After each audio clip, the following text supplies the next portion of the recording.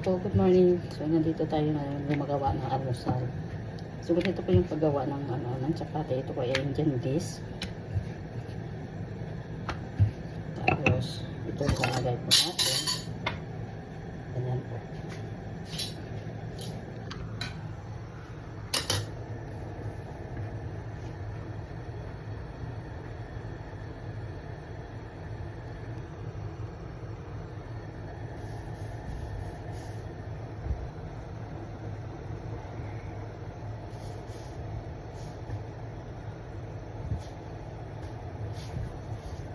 So, baliktadan po. Baliktarin ng ganito.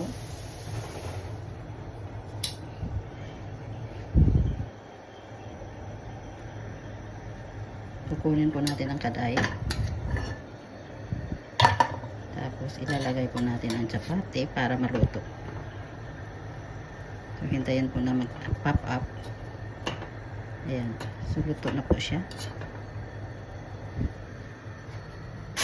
Ayun na po. So, thank you for watching.